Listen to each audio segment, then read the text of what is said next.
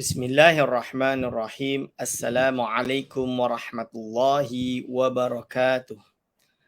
Alhamdulillahirabbil alamin. Assalatu wassalamu ala asyrafil anbiya'i wal mursalin wa ala alihi wa ashabihi ajma'in. Wala hawla wala quwwata illa billahil aliyil azim. Allahumma la sahla illa ma ja'altahu sahla wa anta tash'alu hazana idza syi'ta sahla. Rabbi shrah li sadri wa yassir li amri wahlul 'uqdatam min lisani yafqahu qawli, amma ba'du.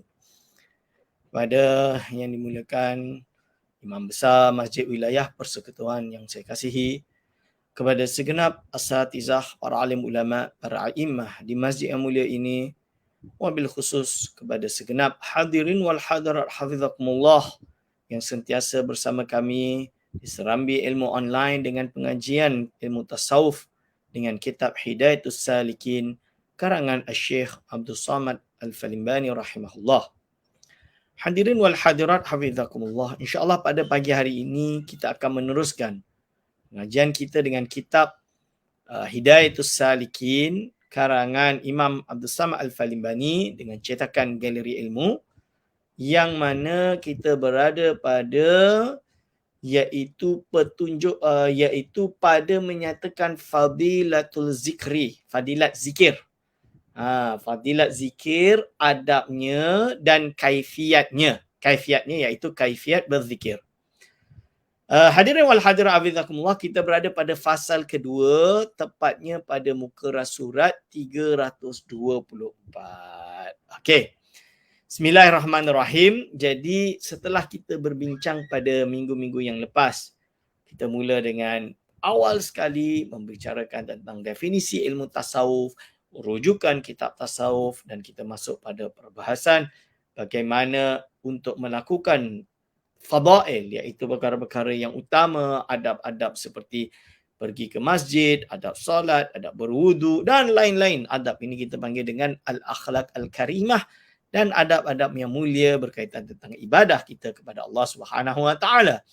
Pada chapter selanjutnya kita berbicara tentang bersihkan hati daripada segala penyakit-penyakit hati. Kita berbicara tentang pentingnya kita untuk membersihkan hati daripada penyakit riya, takabur dan lain-lain.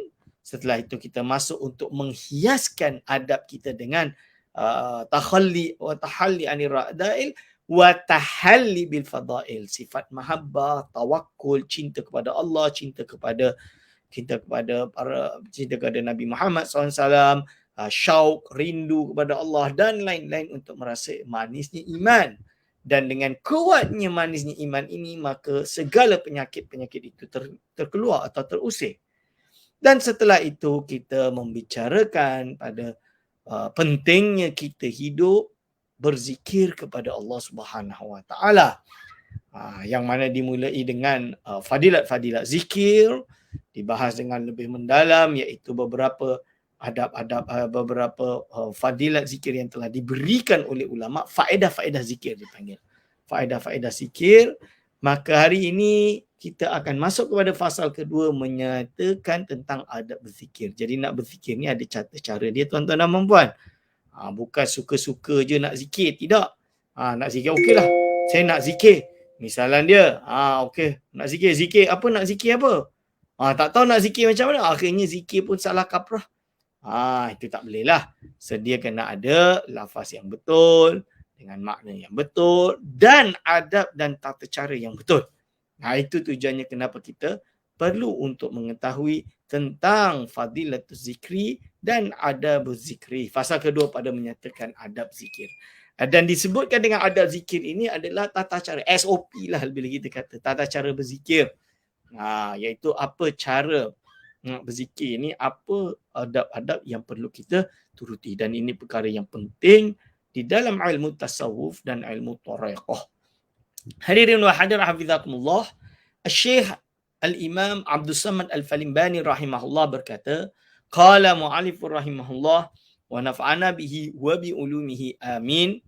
Fasal kedua, qala fasal kedua, pada menyatakan adab zikri, adab berzikir. Dan zikir itu ada kalanya zikir hasanat dan ada kalanya zikir darajat namanya. Jadi zikir ni ada zikir hasanat, dan ada zikir darajat. Nama je. Maka zikir hasanat itu menghasilkan akan pahala. Jadi kalau zikir hasanat, ini menghasilkan pahala dan tiada berkendak kepada segala adab lagi akan datang ini. Jadi kalau zikir hasanat tu tak perlu kepada adab-adab tertentu. Tak perlu kepada tata cara tertentu. Jadi zikir darajat, ini zikir yang ada. Zikir darajat ni zikir yang boleh taraki, yang ada level-level dia, yang diatur di dalam ilmu tasawuf misalnya. Kalau zikir hasanat tu dianggap zikir biasa. Okey, nanti kita akan sebut lagi. Berkehendak kepada segala adab zikir yang akan datang ini. Adapun zikir darajat, maka berkehendak kepadanya. Zikir darajat perlu kepada adab-adab tertentu untuk berzikir. Okay. Dan adab zikir itu 20 perkara. Jadi adab berzikir ini ada 20 perkara tuan-tuan dan puan-puan. Untuk berzikir ni ada adab. Dan adab dia ada 20 perkara. 5 perkara dahulu daripada zikir. 12 perkara pada ketika zikir. 3 perkara kemudian daripada zikir. Jadi, tengok tu. Adab berzikir ni total dia ada 20. Total dia ada 20 adab berzikir. Nak berzikir pun ada adab. Ya. Supaya kita terjaga. Terjaga zikir kita itu. Tertata rapi. Menghasilkan kepada apa yang kita cari. Tidak gila esek. Lebih kurang macam itulah. 5 perkara dahulu daripada zikir. Ada 5 benda kena buat sebelum mula untuk berzikir. 12 perkara pada ketika berzikir. Ada 12 perkara ketika berzikir. Dan 3 perkara kemudian daripada zikir. Masya Allah. Nampak tu? Ini Syekh Abdul Samad Al-Falimbani. Dia mengajarkan kepada kita adab-adab berzikir. Macam mana kita nak berzikir. Mengikut tata cara yang betul. Adapun adab yang dahulu daripada zikir itu, pertama, taubat daripada segala maksiat. Jadi pertama nak berzikir ni kena taubat dari segala maksiat. Itu jelas.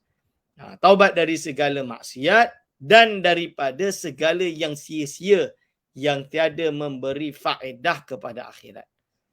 Jadi dia kena taubat daripada segala maksiat dan daripada segala yang sia-sia yang tiada memberi faedah kepada akhirat. Ini. Jadi dia kena ada macam tu.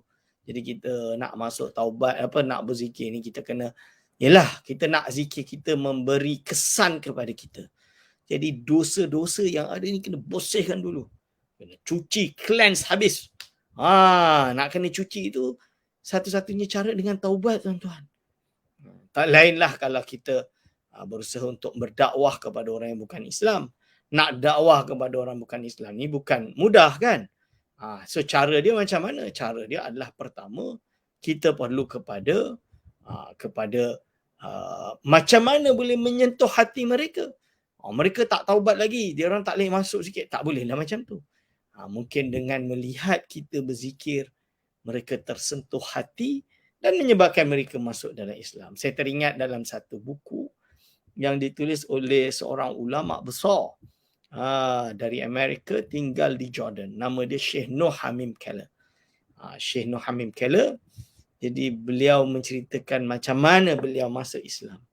Macam mana beliau menerima dan masuk Islam. Jadi beliau cerita yang di mana beliau ketika berada di Mesir, beliau kagum dan tersentuh bagaimana orang Mesir yang miskin boleh tawakal dan redha dan hidup dengan apa yang ada.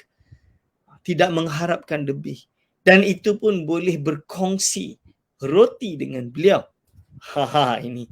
Ini menyentuh hati dan dia kagum bagaimana orang Islam boleh tenggelam di dalam beribadah kepada Allah, boleh percaya dengan Allah dan mengamalkan Islam dengan sungguhnya. Ini jadi salah satu yang menyentuh.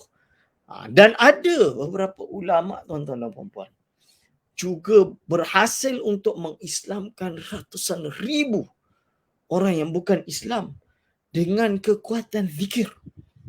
Jadi ketika dia berzikir tersebut, Orang yang bukan Islam ni kadang melihat dan bagaimana mereka boleh terjun hanyut di dalam zikir menyebabkan mereka juga ingin mengetahui apa ni, agama apa ni, cult apa ni. Dia sampai macam tu.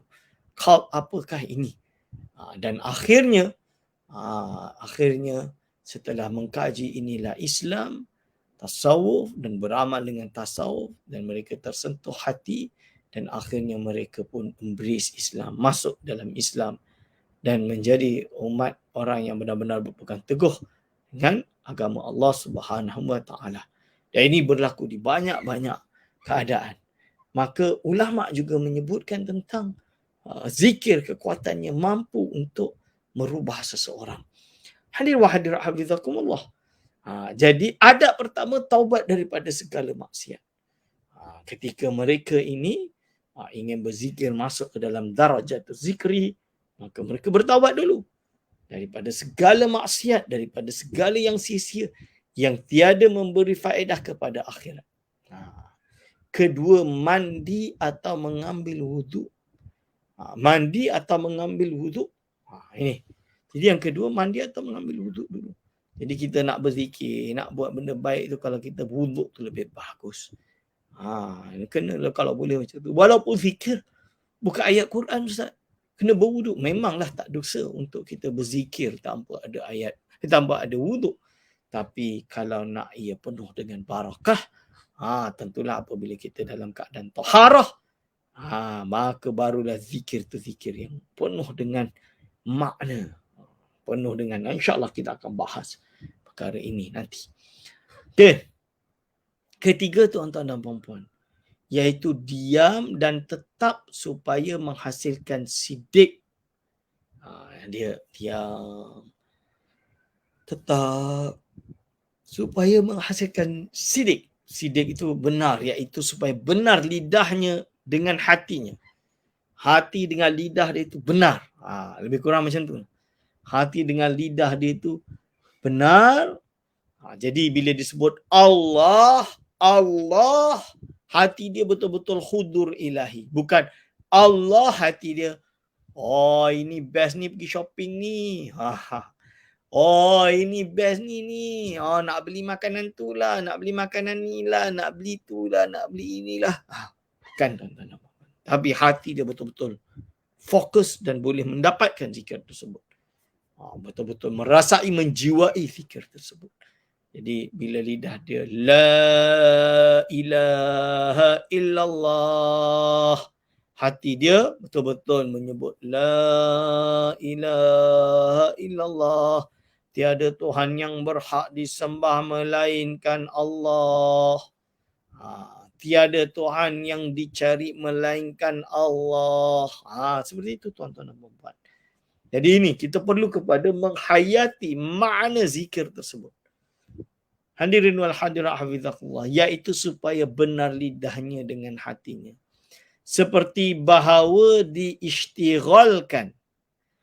Seperti bahawa diisytighalkan, iaitu disibukkannya hatinya dahulu daripada menyebut la ilaha illallah. Iaitu seolah-olah sebelum sebut la ilaha illallah, hati dia dah ready untuk masuk dalam zikir. Seperti dia menyebut Allah, Allah, Allah, Allah, Allah. Dalam hati dia dah berbicara, dah ready, dah khusyuk, dah fokus, dah hudur ilahi. Jadi ini zikir yang sebenar. Kita perlu di Malaysia ini sudah kurang majlis zikir. Tidak seperti zaman dahulu. Kalau zaman dahulu di kampung-kampung, kalau kita baca riwayat-riwayat dan kalau kita tanya orang-orang tua kita yang telah meninggalkan kita, waktu itu kita tanya, memang di mana-mana, di surau, di masjid, di mana-mana selalu bukan hanya sekadar baca surah Yasin dan tahlil, tapi berbagai jenis zikir dibacakan menurut banyak peninggalan manuskrip. Dibacakan di banyak tempat, di balai-balai,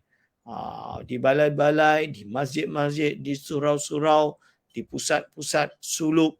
Kita panggil pusat suluk. Itu kawasan untuk bersuluk. Di ilmu tarekah, di istana-istana, di rumah-rumah memang ada majlis zikir banyak sekali. Kerana kita perlu banyak kehidupan kita penuh dengan beramal, solat, beribadah dan berzikir kepada Allah Subhanahu wa taala. Hadirin wal hadirat hafizakumullah. Disebutkan di sini iaitu bahawa diistighalkan, disibukkannya hatinya dahulu daripada menyebut la ilaha illallah dengan lafaz Allah Allah. Sebelum dia mula dia sebut dah dengan lafaz Allah Allah Allah untuk memulai zikir la ilaha illallah. Seperti itu tuan-tuan dan puan-puan. Dengan fikir jua, tiada dengan lidah. Dia fikir jua dengan dalam otak dia juga, dia fikir. Bukan dengan lidah dulu. Hingga tiadalah tinggal segala khatarnya. Jadi tak tinggal segala khatar. Khatar tu apa? Dari mufrad khawatir. Mufrad dia tu khatar. Khatar tu singular dia. Singular dia khatar. Dia punya plural dia khawatir. Maksud dia apa? Maksud dia bila kita nak berzikir itu kata hati kita. Khatar tu kata hati kita.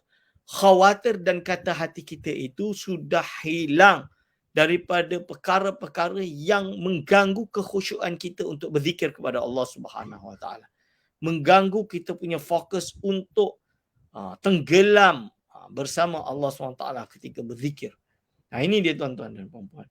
Jadi dengan lafaz Allah Allah, dengan fikir jua, tiada dengan lidah, hingga tiadalah tinggal segala khatarnya yang lain daripada Allah SWT. Jadi hati dia hanya berfikir kepada Allah SWT. Sebab itu dia mulakan dengan, sebelum dia mula dia berzikir doa Allah dalam hati. Macam tu. Dia bagi dia betul-betul fokus. Aku ni tengah majlis zikir ni. Aku ni tengah nak berzikir ni. Bukan nak buat benda-benda lain. Bukan nak kisah, nak fikir kereta, nak parking betul ke tak betul. Tapi janganlah kalau pergi kat masjid tu, pergi parking tempat yang kacau orang. Janganlah tu menyusahkan orang. Tak boleh. Dosa tu. Tak boleh. Jadi parking tempat yang parking. Kalau tempat tersebut tak banyak parking, kita buat pool lah, pool. Jadi ramai-ramai masuklah kereta, humbat kereta pergi kat situ. Macam itulah. So tak adalah nak kacau rumah orang ke, depan rumah orang maksud dia. Kalau memang tempat tu tanah milik kerajaan dan boleh untuk parking, tak ada masalah. Yang penting kita tidak mengambil hak orang lain. Itu yang penting. Dan tidak menghalang kereta yang lain, melainkan sesama kawan dalam majlis zikir. Okay, jom parking semua, double parking. Itu tak adalah, itu tak ada masalah. Misalan dia. Jadi ini. Jadi pertama kita kena pastikan hati kita tidak ada selain Allah SWT. Maka kita pun dalam kita punya kekhusyuan kita berzikir, kita jangan masukkan perkara-perkara duniawi. Jangan duk fikir nak makan apa kat restoran lepas ni. Ni sedap buat ni, ini apa ni. Tak. Kena bersihkan semua perkara tersebut. Daripada Allah SWT itu, melainkan hadir di dalam hatinya itu Allah, Allah jua. Hanya Allah, Allah, Allah dah dalam hati dia. Maka tatkala ia bersama-sama lidah dia, jadi bila dia dah mula berzikir, la ilaha illallah, la ilaha illallah, ilaha illallah. Jadi hati dia dah bersama. Dia dah tak fikir la ilaha illallah.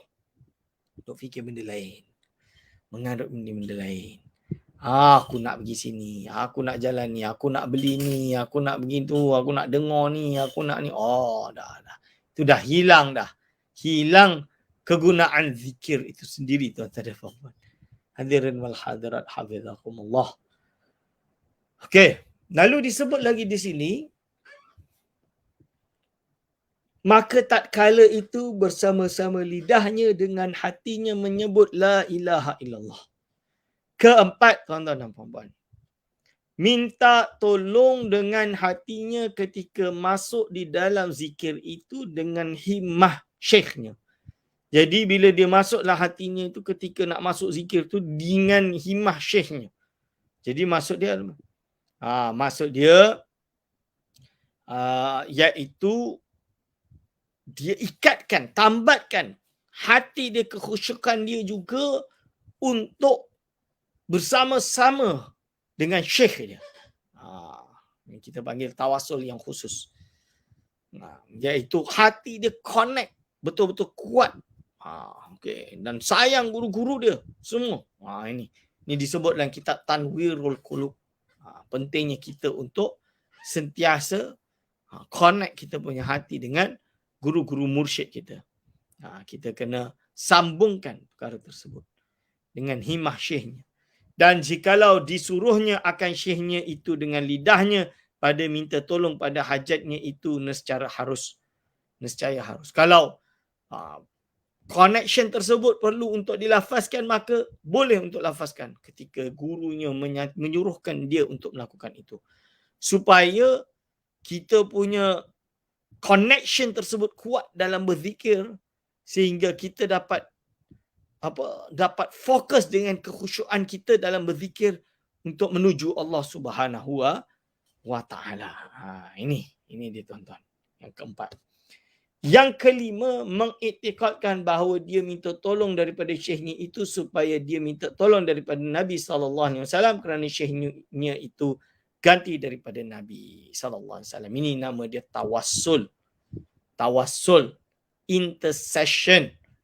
Dalam mazhab Syafi'i, di dalam kitab Nihayatul Muhtaj, karangan Imam Al-Ramli rahimahullah, dan di dalam Fatwa Ar-Ramli, terutama dalam kitab Fatwa Ar-Ramli, Imam Ar-Ramli rahimahullah, ulama mu'tamad dalam mazhab Syafi'i.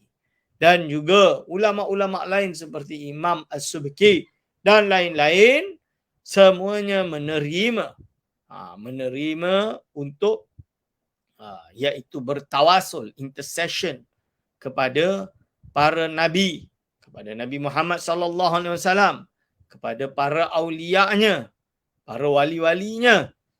Kerana apa? Kepada Nabi SAW kerana jelas ada nas. Dan selain daripada nas, nas ini disebutkan dalam kitab, beberapa kitab seperti Raf'ul Manarah dan lain-lain. Selain daripada nas, iaitu juga supaya hati kita ini boleh khusyuk, meminta tolong. Kerana apa? Kerana tawasul ini disyariatkan, kalau tidak kepada para nabi juga para aulianya, li'annal awliya'a warathatul anbiya, kerana para wali itu adalah pewaris nabi. Dan disebut oleh Imam Ramli. Dengan Imam Ramli itu menyebut dan menjelaskan perkara tersebut. Boleh buka di dalam kitab Fatwa Ar-Ramli, dan diterjemahkan oleh, bahagian daripadanya diterjemahkan oleh Syekh Daud Al-Fatani. Syekh Daud Al-Fatani di dalam kitabnya berjudul Furu'ul Masail, kalau tidak salah, ya, Furu'ul Masail. Ini. Lalu jadi pada dasarnya bila kita minta tolong kepada syekh dia untuk dapat sambung, dapat khusyuk dalam berzikir ini, maka dia juga meniatkan untuk minta tolong kepada Nabi Muhammad sallallahu alaihi wasallam. Jadi dia minta tolong kepada Nabi Muhammad sallallahu alaihi wasallam. Kerana apa? Kerana Nabi Muhammad sallallahu alaihi wasallam adalah Asy-Syafi'ul Musyaffa', iaitu dia ini adalah sebaik-baik makhluk. Dan dia adalah tempat untuk kita bertawassul dan beristighasah. Dan ini disebut di dalam berbagai kitab seperti yang telah saya jelaskan. Adapun segala adab ketika zikir itu, iaitu adab, segala adab ketika zikir itu. Jadi ada adab-adab ketika berzikir. Ada adab-adab ketika berzikir. Yang pertama, duduk atas tempat yang suci padahal dia duduk seperti di dalam solat jika dia mubtadi'. Duduk atas tempat yang suci padahal dia duduk seperti di dalam solat jika dia mubtadi', iaitu masih di peringkat awal. Duduk ni ketika berzikir ini dia duduk tempat yang suci seperti dia nak solat macam biasa, macam ni. Kerana yang demikian itu terlebih banyak memberi bekas dalam hati dan atau duduk bersila jika dia muntahi di peringkat tinggi. Jadi kalau dia mubtadi, dia duduk iftirash kan. Kita panggil iftirash.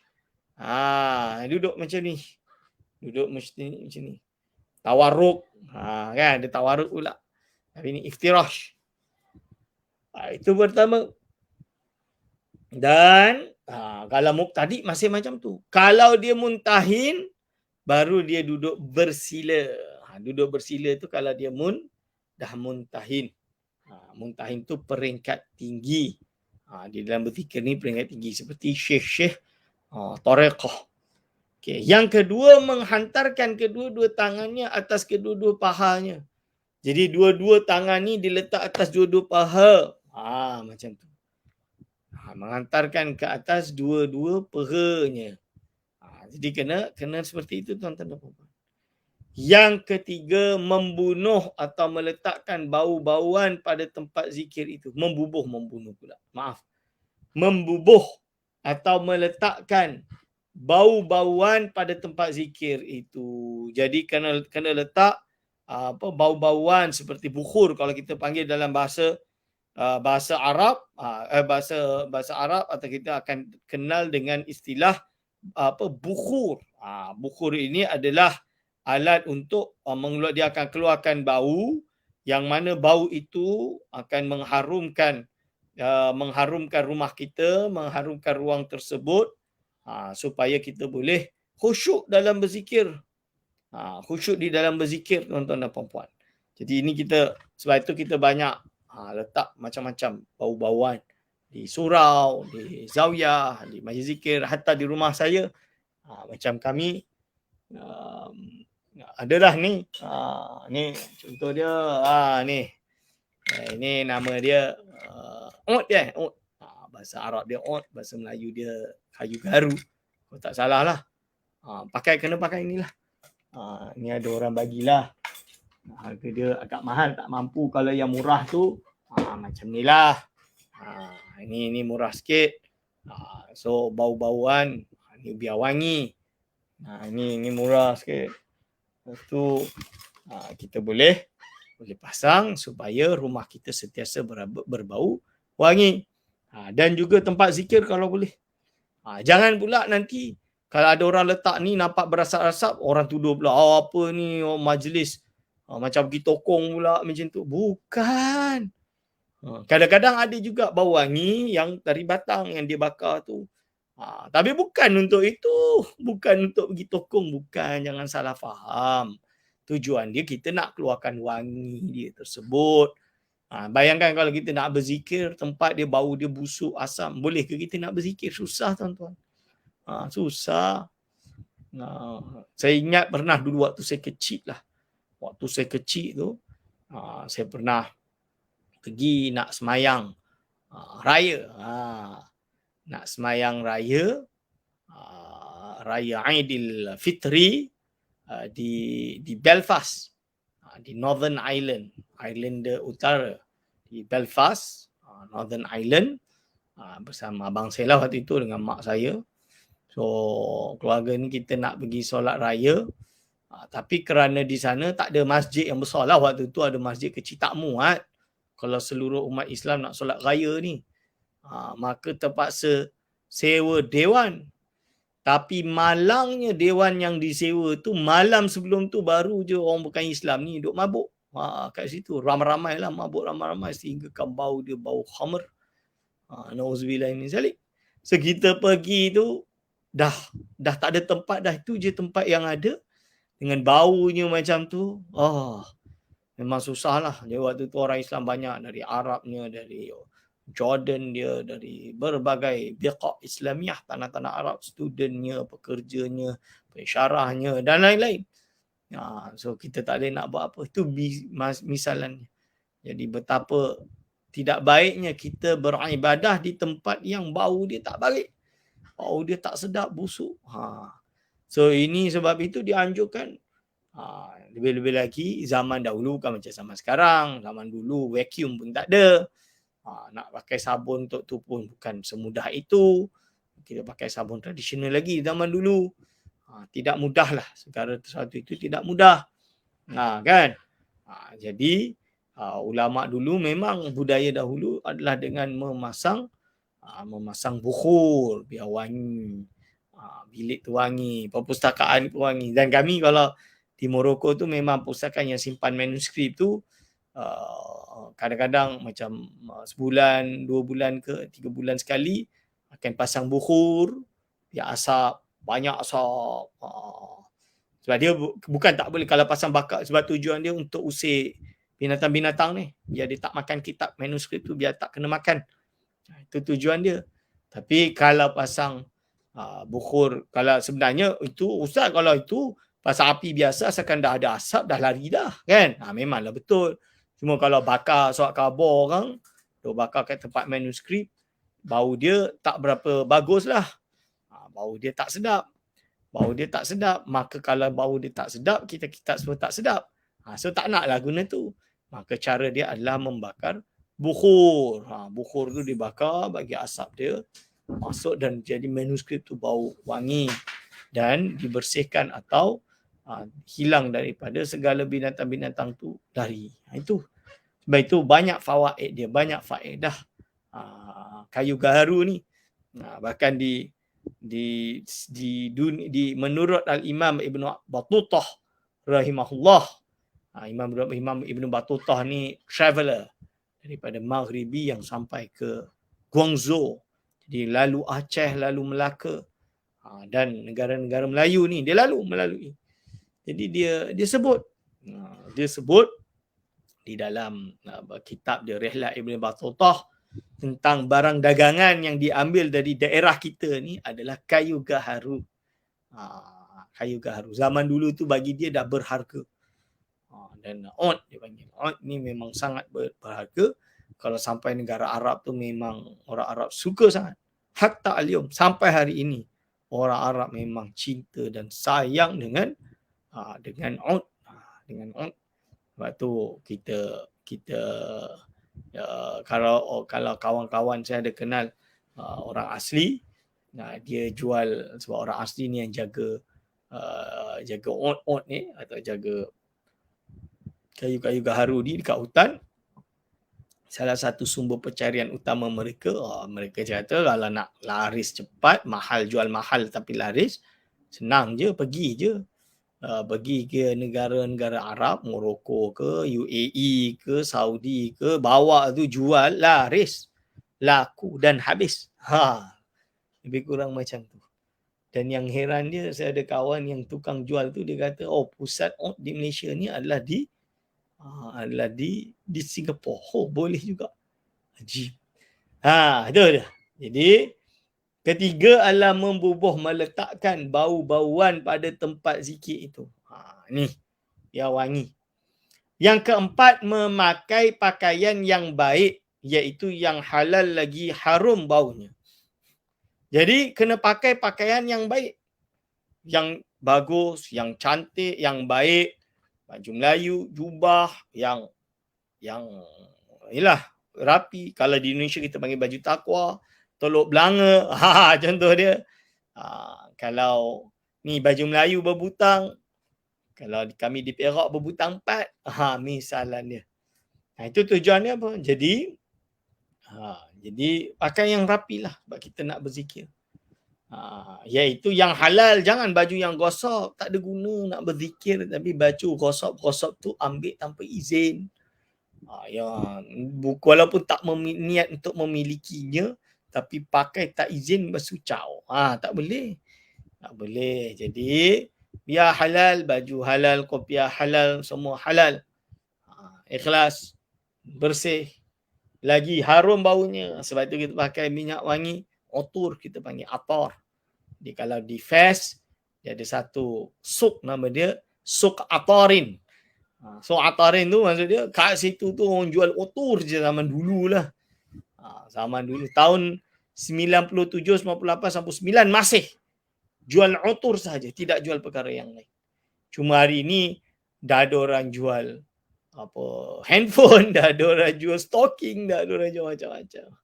Dah tak jadi suk atarin. Kalau dulu di Fes tu jalan tu suk atarin saja. Libas saja. Libas tu pakaian sahaja, madu sahaja, dan lain-lain. Ini dia tuan-tuan dan puan-puan, hadirin wal hadirat hafizakumullah. Lalu Memilih tempat yang kelam. Kelam. Gelap, bukanlah gelap gelita, tapi relax, tak bising. Bukan nak berzikir tu kita pilih tepi jalan zikir. Susahlah. Ini tak betul lah, tak dapat khusyuk. Dan memejamkan kedua-dua matanya. Bila berzikir kita pejamkan mata kita. Allah. Supaya kita tak tengok. Kalau terang, buka mata. Kalau kat pustakaan, macam bilik saya ni macam pustakaan, tengok, kitab tu. Duk fikir benda lain. Dah tak fikir zikir dah. Itu contoh dia. Kalau kita di tempat yang betul lah, kita relax, kita berzikir, kita sabar. Ini dia tuan-tuan dan puan-puan.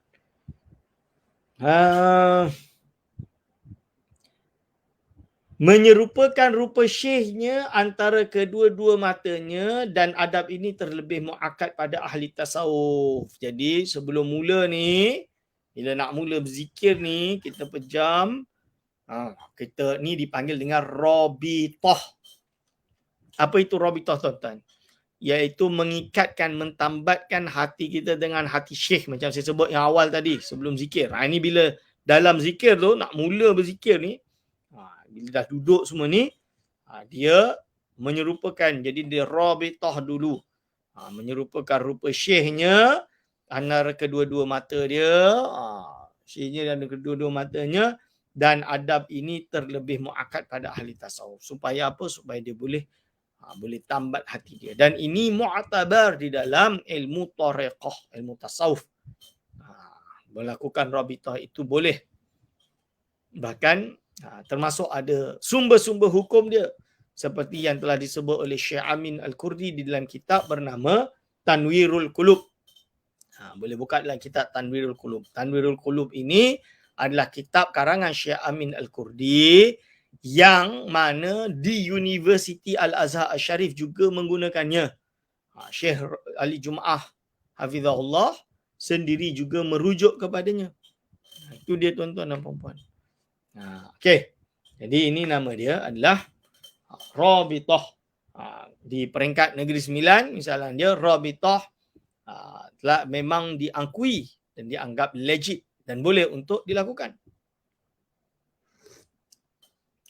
Itu dia.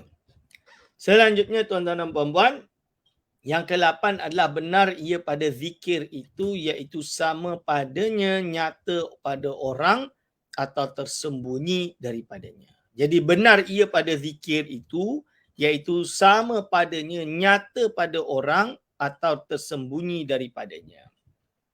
Jadi dia kena benar zikir nyata pada orang, iaitu zikir itu jadi betul-betul dia iaitu benar ia pada zikir itu.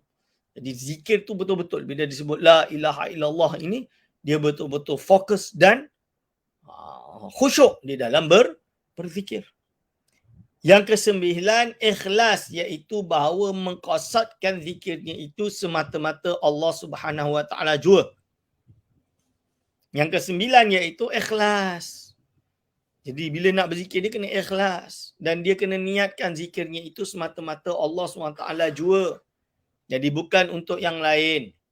Jadi murni kerana untuk Allah Subhanahu Wa Taala. Jadi dia kena niatkan seperti itu. Jadi ikhlas. Yang ke-10 tuan-tuan, memilih sirah lafaz zikir itu dengan la ilaha illallah. Jadi sirah ketika nak berzikir adalah la ilaha illallah. Itu dia. Maka disebutnya serta dengan kuat yang sempurna seperti ta'zim dan menaikkan lafaz la.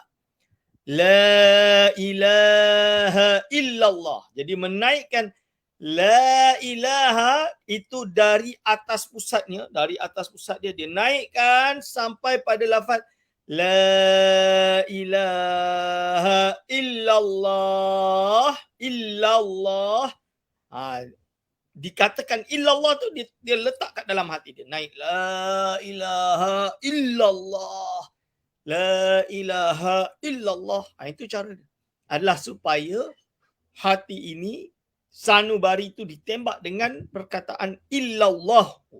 Jadi la ilaha illallah. Supaya nafsu-nafsu itu dimatikan.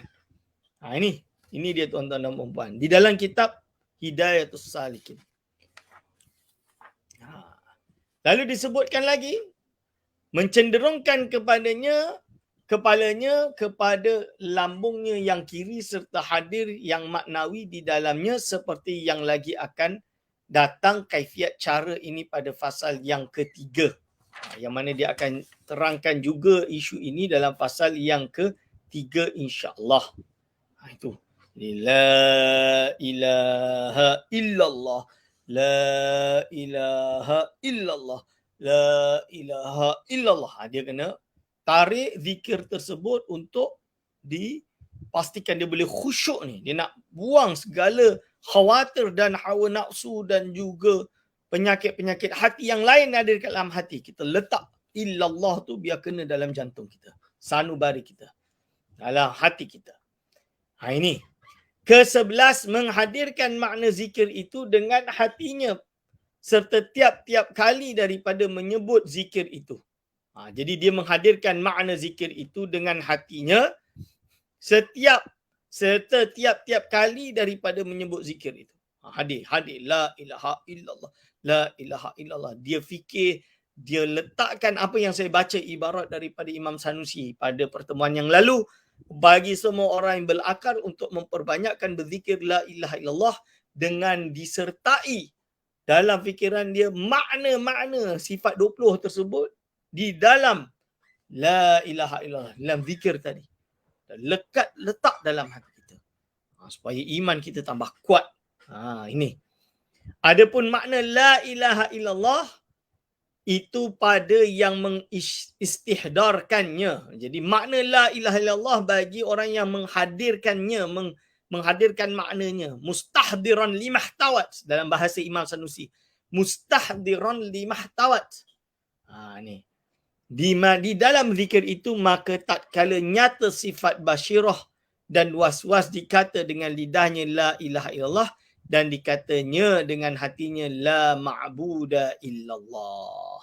Jadi apabila dia letak makna dia sebenarnya adalah bagi orang yang pertama, peringkat pertama adalah la ma'buda bihaqqin illallah. Tidak ada Tuhan yang berhak disembah melainkan Allah Subhanahu wa taala. Itu peringkat awal. La ma'buda bihaqqin illallah.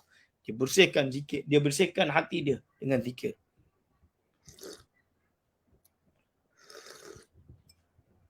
Itu dia tuan-tuan.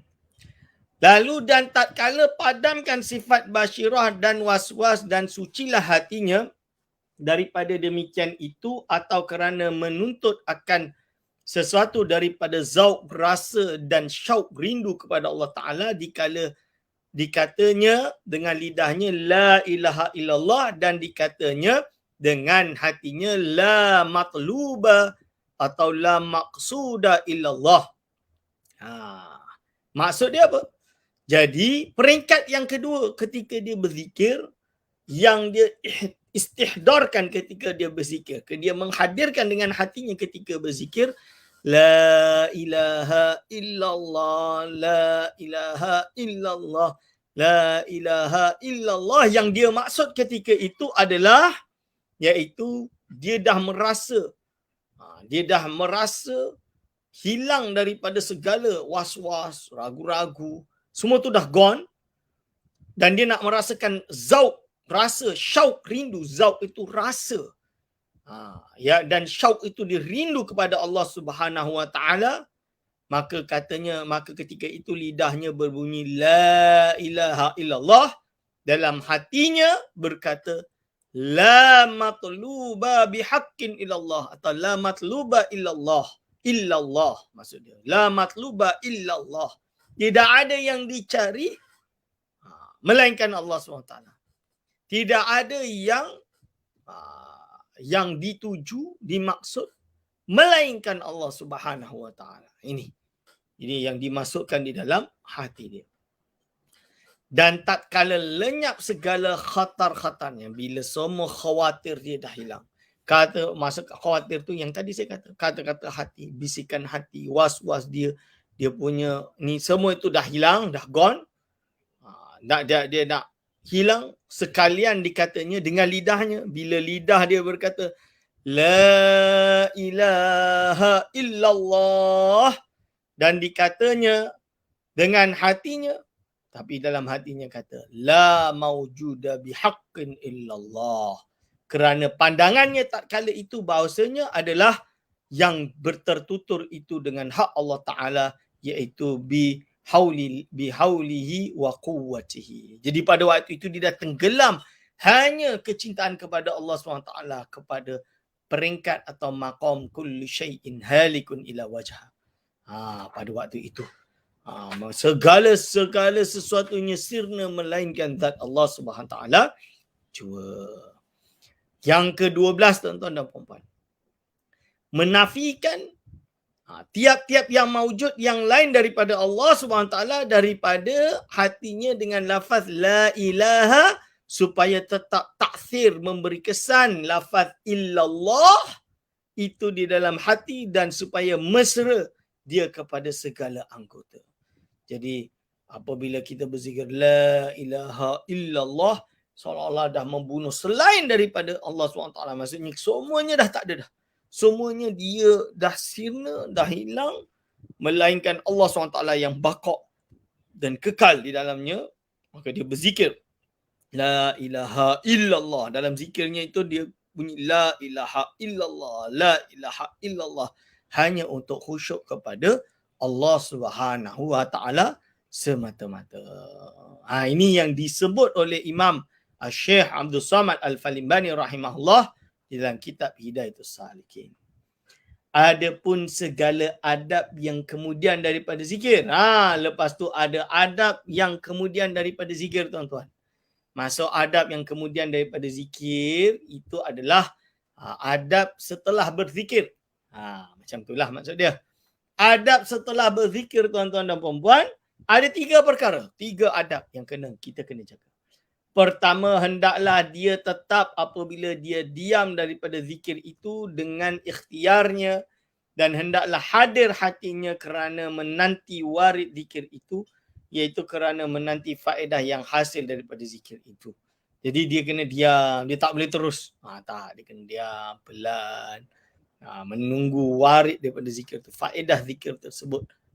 Itu datang sehingga dia boleh rasa betapa kuatnya zikir dia, penuh dengan makna. Zikir itu. Iaitu kerana menanti faedah yang hasil daripada zikir itu. Mudah-mudahan dengan anugerah Allah SWT, tentulah anugerah Allah SWT datang ia atasnya sehingga dia merasa ni'matul zikir, lazzatul zikir, manisnya zikir. Maka tatkala itu diperbaiki wujudnya, iaitu hatinya pada seketika itu juga yang tiada dapat diperbaiki akan dia dengan mujahadah dan riyadhah di dalam 30 tahun. Ini. Kedua, tuan-tuan dan puan-puan, hendaklah dia menahan nafasnya daripada keluar masuk. Jadi dia hendaklah menahan nafasnya daripada keluar masuk kerana ia terlebih segera. Jadi dia kena tahan nafasnya bila berzikir. Ini yang susah. Dia pelan. Jadi dah berzikir tu dah dia kena pelankan nafas dia slowly supaya tenang. Terlebih terjaga, terlebih segera pada membaiki hati dan membukakan hijab dalam memutuskan khatar-khatar nafsu syaitan. Supaya kata hati yang lain, Dr. fikir yang lain tu hilang. Sebab kita nak zikir ni tujuan dia apa? Alla bizikrillahi tatma'innul qulub. Berzikir kepada Allah ini tatma'innul qulub, akan memberi hati ini tuma'ninah, khusyuk, tenang. So macam mana kita nak buang kita punya kerisauan kita, busy dengan tu, kerja kita dah stressful. Sebab tu kalau orang dah kerja stres, dan apa ubat dia zikir. Hari ini kita dah stres, ubat kita apa? Minum pil. Ini telan pil. Kalau boleh tak nak lah. Kita jadikan pil kita itu adalah zikir kita, tuan-tuan. Mencari ketenangan dalam berzikir. Bila berzikir tu seolah habis berzikir tu kita rasa segara pening kepala, kerja tak siap ke apa, dah relief. Tapi Ustaz, kerja tetap belum siap Ustaz. Kena siap, ya. Tapi minimum kita dah fresh. Sehingga kan kita nak bekerja setelah itu, kita dapat idea baru, kita ada semangat, kita boleh buat kerja. Cuba kalau kita stres bekerja, banyak sangat kerja, kita tahu kerja tak siap, dan kita nak paksa badan kita siapkan kerja ni, paksa. Badan kita dah tak kuat, kita boleh collapse, kita boleh jatuh dalam depression. Dan bila jatuh dalam depression, mulalah kita terpaksa telan ubat sana, telan ubat sini untuk memberi ketenangan. Akhirnya kita kadang-kadang tak tenang juga. Tambah lagi dos kita, kena tambah telan lagi ubat. Akhirnya kita sakit. Ada yang sampai sakit jiwa, ada yang sampai bunuh diri, na'udzubillah min zalik, dan lain-lain. Kita tak na'udzubillah, ini semua benda-benda mungkarat. Akan tapi Islam itu sendiri dah mengajarkan, Quran itu sendiri dah mengajarkan kepada kita bahawa berzikir ini membawa ketenangan hati. Ini tuan-tuan dan puan-puan. So macam mana zikir yang membawa ketenangan hati? Saya dah berzikir setiap malam Jumaat, tak ada benda pun Ustaz. Memanglah dah zikir tu salah-salah. So ada cara dia tuan-tuan. Ada cara dia. Maka saya menasihatkan lah. Jadi kalau kita justru bila kita stres ni, kita berzikir dengan zikir yang dengan guru yang mengajar kita zikir, mentalkinkan zikir, kita panggil dalam ilmu tasawuf ini mentalkinkan zikir. Jadi supaya apa? Supaya kita bersama-sama dapat berzikir untuk menghilangkan khawatir-khawatir yang tidak baik. Biar kalau kerja banyak ni, kita stressful ni, kita punya treatment kita adalah berzikir. Bila berzikir tu kita relief. Habis zikir tu kita tenang. Hati tu lueh. Sedap. Relax. Dan apabila relax dan tenang ini ada wujud pada diri kita, kita dah boleh tenang, kita dah boleh, barulah kita boleh, boleh bila kita dah relax. Khamis malam Jumaat berzikir, habis malam Jumaat, okey, Jumaat tu kita boleh kerja pagi tu dengan habis semua kerja. Boleh buat, kalau saya macam kami pensyarah, memang nak kena idea, nak kena baca banyak buku, stres. Memanglah kita baca buku tu happy, tapi kejar deadline tu tak happy. Tak baca tu kita suka sebab banyak benda kita dapat tahu. Nikmat baca tu Masya Allah. Tapi bila kita kejar deadline ni, buat kita stres. Nak kena cepat. Padahal nama dia idea datang tak ada deadline. Idea datang, tak datang kan. Tapi bila kita dah lepas berzikir, kita tenang. Allah SWT anugerahkan kita macam-macam ideas, baca, kita dapat melihat basirah, dapat melihat di sebaliknya, hikmat di sebaliknya. Masa kita pun mampu untuk menulis artikel-artikel yang berkualiti, menjawab syubhat-syubhat, persoalan-persoalan yang dibuat oleh orang-orang yang tidak bertanggungjawab. Kita kena jawab persoalan tersebut. Maka kita pun relax dan tenang pada waktu itu, menjawab dengan baik dan betul. Ini dia tuan-tuan dan puan-puan, ini. Jadi kita perlu kepada perkara tersebut. Kita perlu kepada ketenangan tersebut. Khawatir ini perlu dihilangkan dengan melalui berzikir kepada Allah Subhanahu Wa Taala. Lalu disebut di sini, hendaklah. Jadi bila dia tahan nafas dia itu untuk menjaga tadi, baru betul. Lepas tu yang ketiga tuan-tuan, hendaklah dia menahan dirinya daripada minum air kemudian daripada zikir itu, kerana minum air itu memadamkan akan panas yang didapat daripada zikir itu dan menghilangkan rindunya kepada mazkur Allah Ta'ala, iaitu Allah Ta'ala. Mazkur iaitu Allah Ta'ala, Allah Subhanahu Wa Ta'ala yang matlub, yang dituntut pada zikir itu. Jadi tujuan kita berzikir ini kan adalah agar supaya kita hanyut dalam berzikir, hanyut di dalam mencintai dan mengingati Allah SWT semata-mata, bukan perkara yang lain. Maka bila untuk menuju itu kita perlu berzikir, dan berzikir ini akan menghasilkan kepanasan. Kepanasan dalam berzikir kan kita rasa panas. Kan? Kadang-kadang duduklah hotel dalam dalam aircon, maaf, dalam aircon sekalipun sejuk, tapi kerana berzikir kita rasa panas. Bila kita rasa panas ni tuan-tuan dan puan-puan, panas dan berzikir ini, maka dengan minum air ni akan buat dia sejuk. Dan kita tujuan panas tadi untuk mendatangkan kekhusyuan kita kepada Allah SWT. Tapi jangan minum, sebab bila minum tu hilang lah. Hanyut kita dalam zikir. In a state of zikir tersebut sudah hilang. In the state of zikir kita sudah hilang. Akhirnya kita dah, kekhusyuan kita dah gone. Ini masalah dia. Jadi sebab itu jangan terus minum. Tapi kita biar zikir tu masih merasa pelan. Kita dah berhenti berzikir. Pelan. Kalau dia masih daimah, kita boleh jalan dalam keadaan buat kerja dalam sentiasa mengingat kepada Allah. Itu namanya zikir yang memberi kesan yang lama, melekat.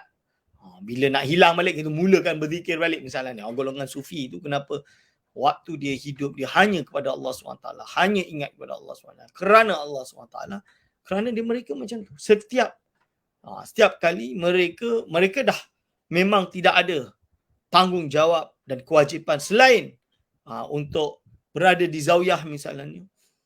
Jadi tugas dia apa? Dia duduk, dia berzikir lah. Bila dia berzikir, dia ingat. Lepas zikir tu dia kesan tu ada dan dia sentiasa ingat Allah. Bila dia dah mula dah fikir benda yang bukan-bukan dan lain, dah bukan perkara agama, dah cari kemewahan dunia dan lain-lain, dah dia berhenti balik, dia ambil wudu, dia berzikir balik. Itu macam tu. Jadi dia nak, kalau boleh, setiap saat daripada hidup dia, makan semua dan lain-lain tu semua dalam keadaan sentiasa mengingati Allah Subhanahu wa Ta'ala. Itu derajat yang tinggi dan susah. Ya, betul. Tapi inilah beberapa adab az-zikir yang diajarkan oleh Syekh Abdul Samad Al-Falbani kepada kita semua. Hadirin wal hadirat hafizakumullah, sekarang kita muka surat 327. Kerana waktu dah nak habis, maka insya-Allah kita berhenti sampai sekadar ini. InsyaAllah pada minggu hadapan kita akan mulakan dengan jenis-jenis zikir tersebut. Jenis-jenis zikir yang akan dijelaskan oleh Syekh Abdul Samad Al-Falbani, dan insyaAllah ini memerlukan penjelasan yang panjang, dalil yang panjang dan lain-lain. Maka insyaAllah pada pertemuan yang akan datang kita akan menguraikan perkara ini. Maka saya minta maaf sekala salah silap daripada saya. Aku qauli hadza, astaghfirullah li wa lakum. Wassalamualaikum warahmatullahi wabarakatuh.